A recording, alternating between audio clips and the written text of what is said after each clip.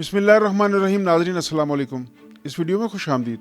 ناظرین, ابھی بھی سوشل میڈیا پر انجینئر محمد علی مرزا کی ٹیم جس طرح سے سوشل میڈیا کو استعمال کرتے ہوئے لوگوں کے دماغوں کے اندر چیزوں کو بٹھانے کی بالکل اسی طرح کوشش کر رہی ہے جس طرح سے مرزا انجینئر پچھلے 8 سال سے کوشش کر کے کافی حد تک کامیاب ہوا ہے. تو اس کو کاؤنٹر کرنے کے لیے آپ سب کی نظر میں کر رہا ہوں چند چیزیں جو آپ کے لیے جاننی ضروری ہیں.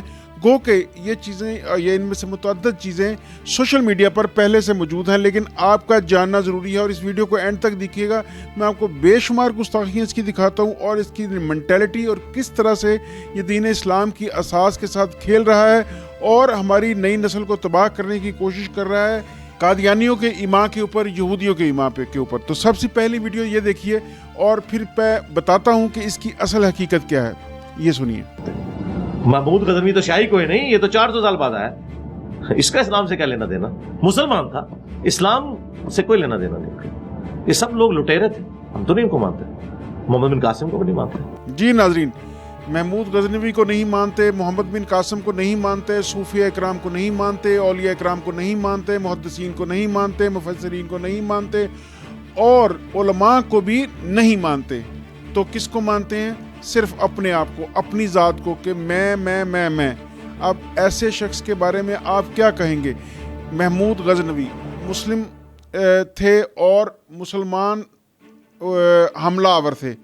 اب ان کو لٹیرے کہنا, تو کیسے یہ ان کو لٹیرے کہنا ایکچولی ہوا؟ یہ یہاں پہ ایک مطلب مکس اپ چیزوں کو, کبھی آپ کو ایک ایکسٹریم پہ لے جایا جاتا ہے, کبھی دوسری پہ. پہلی ایکسٹریم یہ تھی کہ ایک تاریخ ہمیں یہ بتانے پہ تلی ہوئی تھی کہ محمد بن قاسم کوئی بہت بڑی روحانی, علمی, ادبی اور شخصیت تھے, مسلمان تھے اور اس کا کوئی بہت بڑا. اچھا, پھر درمیان میں سے 2-3 ہسٹورین آئے, انہوں نے محمد بن قاسم کو رد کر دیا, کہا کہ نہیں جی وہ لٹیرا تھا, اور انہوں نے راجہ طاہر کی تعریفیں شروع کر دی. اور جب یہ سلسلہ شروع ہوا تو پھر مختلف ہسٹورینز نے یہ کہنا شروع کر دیا کہ جتنے مسلمان حملہ آور آئے وہ تو سارے لٹیرے تھے. تو اب یہ دوسری ایکسٹریم پر ہم نکل رہے ہیں. حالانکہ جن کو آپ لوگ لٹیرے کہہ رہے ہیں ان کو ہندوستان میں لوگ کہہ رہے ہیں کہ انہوں نے یہاں پہ آ کے دین اسلام کی ترویج کی. یعنی اگر وہ نہیں آتے تو اس خطے میں جاہل ہو, اگر وہ لوگ بھی نہیں آتے, اولیاء بھی نہیں آتے, تو تمہارا باپ آ کے تمہیں یہ دین اسلام سکھا کے جاتا یہاں پہ, یا کون تمہارا باپ دادے آ کے دین اسلام سکھائے؟ تم تو جاہل ہو, گھٹیا لوگ ہو. تم تو اس بات پہ یہ انجینئر مرزا اس بات پہ فخر محسوس کرتا ہے کہ میں تو چھوکرا ہوں, میں تو اولاد ہوں ان گندے انڈوں کی جن کو آپ سب ہم کہتے ہیں, جن کو یہ خود کہتا ہے کہ میں منگولوں کی اولاد ہوں. تو آپ سوچئے, ایک طرف یہ کہ منگول جنہوں نے مسلمانوں کا قتل عام کیا اس کی اولاد ہونے پہ فخر, منگولوں کی اولاد ہونے پہ فخر, منگولوں کا مسلمان علماء کو, مسلمانوں کو شہید کرنے کے اوپر فخر, اور دوسری طرف سے ایک مسلمان جو حکمران حملہ آور یہاں آیا وہ تو شیعی کوئی نہیں, بس مسلمان تھے, وہ تو لٹیرے تھے. یہ بات آگے سنیے ذرا, اور ناظرین اس ویڈیو کو ذرا دیکھتے جائیے گا اور پھر فیصلہ کرنے میں آپ کو آسانی ہو جائے گی کہ یہ کس کماش کا بندہ ہے. یہ سنیے ذرا. یہ آپ نے شاید علماء کے ڈر کی وجہ سے, یہ شرافت کی, یہ جو ارشد صاحب نے ایک اس کے ساتھ پوڈ کاسٹ کی, صحافی ہیں میاں ارشد صاحب, انہوں نے اس کے ساتھ ایک پوڈ کاسٹ کی. پوڈ کاسٹ میں جو میاں ارشد ہے اس نے کچھ سوال اور اس پہ کچھ تفصیل بیان کی, تو یہ کہتا ہے آپ نے تو علماء سے, مولویوں سے ڈر کے کہا ہوگا, اور آگے یہ کیا بکواس کر رہا ہے یہ ذرا سنیے. جیسے کہا ہے کہ بہت کم چیزیں, یہ سارے مدارس میں کام ہوتا ہے, رپورٹ کم ہوتا ہے. میرا یہ دعویٰ ہے کہ 100% ایسے ہوتا ہے. یہ غلط کام, یہ جو سکینڈلز بنتے ہیں, سیکس سکینڈلز بنتے ہیں, یہ 100% ہوتا ہے. آپ کم کہہ رہے ہیں, مدارس میں یہ کام 100% ہوتا ہے. اب آپ کے علماء گئے, آپ کے جو یہاں پہ مسلم حملہ آور آئے جنہوں نے یہاں مسلم حکومتیں قائم کی, وہ بھی گئے, علماء بھی گئے, اولیاء بھی گئے.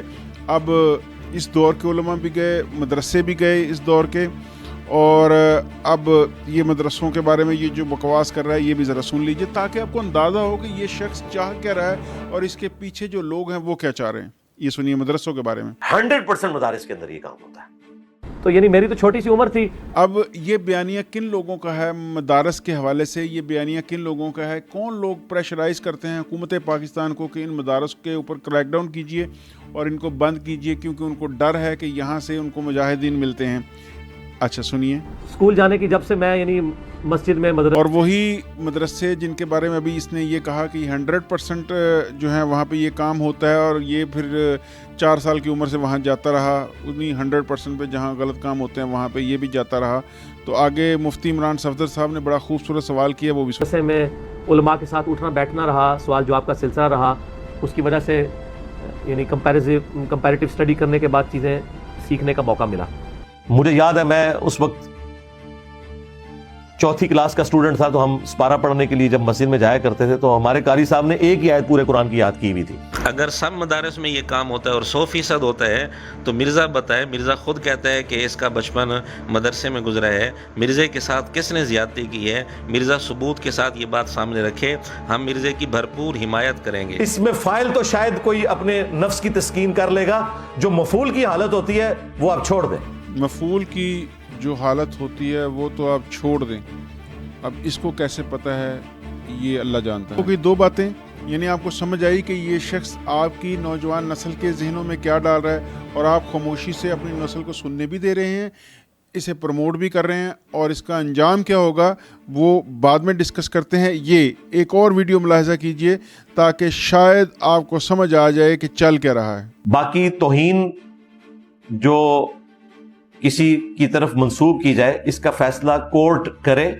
علماء کا, ان کی کٹر پبلک کا کام نہیں ہے کہ وہ کورٹ کرے, تو کورٹ کر رہا ہے, اب علماء نہ کریں. یعنی یہاں پہ بھی علماء کو ملائن کرنے کی, وہ علماء جو صرف اس کے مخالف ہیں, وہ عوام جو اس کے مخالف ہے, جو اس کے ماننے والے ہیں وہ نہیں. توہین رسالت کا اس طرح فیصلہ کرتے پھرے.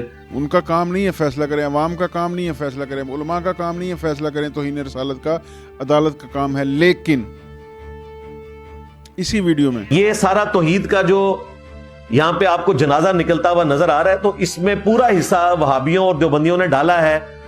توحید کے نام کے اوپر انہوں نے توہین رسالت کی ہے ان کے بزرگوں نے. جی, فائنل کیٹیگوریکل ورڈکٹ اسی انجینئر کی اسی ویڈیو میں 27 منٹ بعد کہ یہ وہابیوں اور دیوبندیوں کے جو بڑے ہیں, انہوں نے توحید کے نام پر توہین رسالت کی ہے, توہین رسالت کی ہے. فیصلہ انجینئر دے رہا ہے, حالانکہ خود ہی کہہ رہا ہے کہ اس فیصلے کا اختیار نہیں ہے. آگے سنیے مائنڈ میک اپ کیسے ہوتا ہے, سوشل میڈیا کیسے کام کرتا ہے, آپ کے مائنڈز میں کیسے یہ باتیں بٹھائی جا رہی ہیں. آگے سنیے. اور علماء سے ہی جا کے پوچھو, بلکہ پنجابی والا پوچھو انہوں کہ جو کچھ تم کہہ رہے ہو یہ کہاں پہ لکھا ہوا. جی سنیے, اب یہاں پہ یہ کہتا ہے پوچھو, تو مفتی عمران صفدر صاحب نے کیا خوبصورت سوال پھر پوچھا ہے, ذرا یہ بھی سنیے. مرزے سے ہی پوچھ لیتے ہیں. اسی ویڈیو میں اسی گفتگو کے 20 منٹ کے بعد مرزے نے بخاری مسلم کے حوالے سے ایک حدیث بیان کی ہے. حالانکہ بخاری مسلم میں حدیث ہے کہ مقتول کا وارث قاتل نہیں ہو سکتا. تو مرزے کے شاگرد مرزے سے پوچھیں کہ بخاری مسلم میں یہ حدیث کہاں لکھی ہے. سر یہی ہونا ہے جو مولا علی کا قول ہے کہ انسان سویا ہوا ہے, جیسے ہی مرے گا جاگ جائے گا. او یہ کیا ہوا. سیدنا علی رضی اللہ تعالیٰ عنہ کی طرف نسبت کر کے یہ قول بھی مرزے نے اسی ویڈیو میں بیان کیا ہے. تو مرزے کے شاگرد مرزے سے پوچھیں کہ اس قول کی سند کس کتاب میں لکھی. 2 باتیں. مرزے نے جہاں یہ بات کی کہ علماء سے پوچھو, اس سے 2 منٹ پہلے مرزے نے ایک جملہ بولا ہے, وہ سن لیں. اچھا, ہمارے لوگوں کے پاس علم بھی نہیں ہوتا اور کانفیڈنس بھی اپنے عروج پہ ہوتا ہے. یہ کتنی عجیب بات ہے. اسی ویڈیو سے 2 نمونے پیش کر کے یہی حالت مرزے کی ہم ثابت کر چکے ہیں. امام شافعی کو انہوں نے نہیں چھوڑا کیونکہ وہ امام موسیٰ کاظم کے شاگرد تھے, اہل بیت سے محبت رکھتے تھے. چلیں یہ تیسرا نمونہ بھی ہم نے اسی ویڈیو سے پیش کر دیا. مرزے کے شاگرد مرزے سے پوچھیں کہ یہ بات کہاں لکھی ہے کہ امام شافعی رحمۃ اللہ علیہ امام موسیٰ کاظم رحمۃ اللہ علیہ کے شاگرد تھے. جی جناب, 3 ویڈیوز ہو گئی. اب ایک اور ویڈیو ملاحظہ کیجئے. اس زمانے میں کاغذ نہیں ہوتا تھا. کاغذ تو بعد میں ہے, اس زمانے میں تو چمڑے میں کپڑے پہ ہوتا تھا. ایک قرآن رکھنے کے لیے آپ کو 1 کنال جگہ چاہیے تھی, 1 پارا رکھنے کے لیے پورا کمرہ چاہیے تھا. جی, ایک قرآن پاک کو رکھنے کے لیے 1 کنال جگہ اس دور میں چاہیے تھی جب قرآن پاک کو کپڑے کے اوپر لکھا جاتا تھا یا چمڑے کے اوپر لکھا جاتا تھا. یہ موصوف کے یہ انجینئر بھی ہیں اور ان کی ذرا کیلکولیشنز دیکھیے. 1 قرآن پاک کو رکھنے کے لیے 1 کنال جگہ, تو اس وقت جہاں جہاں دنیا میں قرآن پاک پڑے تھے اور جتنے قرآن پاک پڑے تھے ایک جگہ پہ اتنے کنال جگہ چاہیے تھی. یہ موصوف کی ذرا لمبی چھوڑنی ان کی سنیے ذرا. اب آگے سنیے. حضرت علی نے تحکیم کے مسئلے پہ آخری درجے میں اپنے فوجیوں کو سمجھایا تھا کہ یہ فراڈ کر رہے ہیں جو انہوں نے قرآن نیزوں پہ اٹھائے ہوئے ہیں. یہ قرآن حضرت علی نے کہا نیزوں پہ اٹھائے ہوئے ہیں، جس کے بارے میں موصوف کہہ رہے ہیں کہ ایک قرآن ایک کنال جگہ گھیرتا تھا، اس قرآن کو حضرت علی کرم اللہ وجہہ فرما رہے ہیں کہ انہوں نے نیزوں پہ اٹھایا ہوا ہے، ایک کنال پر مشتمل قرآن پاک نیزوں پہ اٹھایا ہوا ہے۔ یہ انجینئر ہے، جب ہم اس کو پلمبر کہتے ہیں تو کیوں کہتے ہیں یہ آپ کو سمجھ آ گئی ہوگی، آگے سنیے۔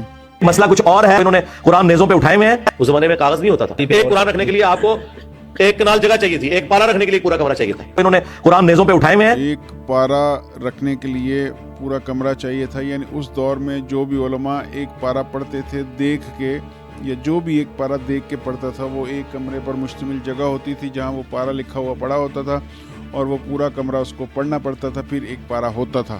آگے سنتے جائیے۔ اٹھائے ہوئے ہیں، اس زمانے میں کاغذ نہیں ہوتا تھا، ایک قرآن رکھنے کے لیے آپ کو ایک کنال جگہ چاہیے تھی، ایک پارا رکھنے کے لیے پورا کمرہ چاہیے تھا۔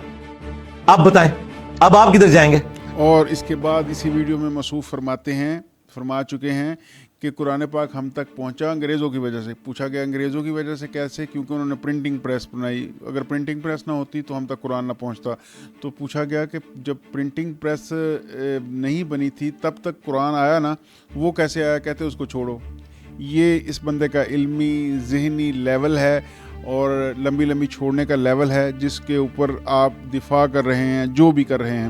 اور یہ اس سلسلے کی ایک اور ویڈیو ملاحظہ کیجئے تاکہ پھر ہم اس ویڈیو کو وائنڈ اپ کر سکیں اور آپ کو اندازہ ہو سکے یہ ویڈیو چونکہ ان دنوں بہت شور ہے، اس نے گستاخی کی ہے نہیں کی ہے، یہ کس کماش کا بندہ ہے، تو آپ لوگوں کو اس کا وہ جو نیریٹو ہے اس کو کاؤنٹر کرنے کے لیے، آپ کے لیے، آپ کے بچوں کے لیے ہم آپ کو دکھانا چاہتے ہیں کہ وہ لوگ جو محنت کر کے اس کے کلپس لا رہے ہیں اور آپ کو بتا رہے ہیں کہ کس طرح سے اس نے گستاخیاں کی ہیں، تاکہ آپ کو پتہ چلیں۔ وہ جو ایک انہوں نے ڈرامہ رچایا ہے، ایک پورا بھونچال کھڑا کیا ہوا ہے سوشل میڈیا کی حد تک، ورنہ دلائل ان کے پاس نہیں ہے، جھوٹ سارا بولتا ہے، فراڈ سارا کرتا ہے۔ تو یہ سنیے ذرا، یہ جھوٹا فراڈیا شخص کس قدر منافق ہے، سنیے۔ میں نے آج تک نہیں کہا کہ باڑ میں گئے تمہارے فلانے ٹمکاڑے، لیکن میری ڈاکٹرن یہ ہے کہ باڑ میں جائیں سارے، کیونکہ باڑ میں گئے ماں باپ، بیوی، بچے، رشتہ دار ہمیں اخلاق کا درس دیتے ہیں۔ میرا تو دعویٰ ہے مجھ سے زیادہ تو اخلاق والا بندہ ہی کوئی نہیں ہے۔ جیسے ہی ان میں مشکل وقت آتا ہے یہ پھر کوئی لحاظ نہیں کرتے، یہ مفسرین کو بھی باڑ میں پھینکتے ہیں۔ میں نے آج تک نہیں کہا کہ باڑ میں گئے تمہارے فلانے ٹمکاڑے، جن میں سے اکثر گئے بھی ہوئے ہیں، پھر بھی نہیں میں کہتا۔ ڈاکٹر سرار صاحب پوری زندگی کمپرومائز کرتے رہے، مجھے خود انہوں نے کہا، میں نے کہا جی رفل الجان کہتے ہیں نماز کا طریقہ اس کے ساتھ ہے لیکن میں چھوڑ دیتا ہوں، پھر یہ جو بندی بریلویوں کو بھی اپنے قریب کرنا ہے ان کی وجہ سے میں چھوڑ دیتا ہوں، حالانکہ مجھے پتا ہے نماز سنت کے مطابق یہی ہے۔ یہ تو وہ باتیں جو انہوں نے مجھ سے خود کی ہوئی ہیں کمرے میں بیٹھ کے، لیکن میری ڈاکٹرن یہ ہے کہ باڑ میں جائے سارے، میں وہ بات کروں گا جو قرآن و سنت میں آئی ہے۔ تو یہی بات اگر میں دنیا میں کروں کہ باڑ میں گئے ماں باپ، بیوی، بچے، رشتہ دار، ہر شخص کو پہلے اپنی آخرت کی فکر کرنی چاہیے، تو اس کے اوپر برا ماننے والی کون سی بات ہے؟ بالکل نہیں ہے ناظرین، کوئی برا ماننے والی بات نہیں۔ بھاڑ میں جاؤ، لونڈے لپاڑے، چھوکرے، مطلب منجی ٹھوک دیاں گا، ذاکر نائک انگلی کر دی، یہ ساری لینگویج اخلاقیات کے ہی زمرے میں آتی ہے۔ اب اس اخلاقیات کا بندہ آپ نے اگر فالو کرنا ہے تو آپ کی عظمتوں کو سلام ہے، اللہ تعالیٰ جانے اور آپ جانے۔ ہمارا کام یہ ہے اور ہم سلیوٹ پیش کرتے ہیں خاص طور پر اس ولی کامل جناب مفتی عمران صفدر صاحب کو، جس محنت کے ساتھ وہ یہ کام کر رہے ہیں، پھر جناب سیف اللہ محمدی صاحب کو، پھر جناب مفتی علی نواز صاحب کو، بیٹی لیلا کو، اور بھی جتنے لوگ یہ کام کر رہے ہیں ہم ان کو سلیوٹ پیش کرتے ہیں۔ ان وکلا کو جو اس کیس میں اس کے خلاف پیش ہو کے حقائق کو عدالت کے سامنے رکھ رہے ہیں، ہم سلیوٹ پیش کرتے ہیں۔ اس حکومت کو بھی جس نے اس شخص کو پکڑا اور اس فتنے کو مزید پھیلنے سے روکا، اس کا انجام جو بھی ہو، لیکن اس وقت الحمدللہ جو لوگ بھی اس فتنے کے خلاف کام کر رہے ہیں، ہم تہہ دل سے ان کے شکر گزار ہیں اور ان کو سلیوٹ پیش کرتے ہیں۔ ناظرین اپنا ڈھیر سارا خیال رکھیے گا، اگلی ویڈیو میں ملتے ہیں، اللہ حافظ۔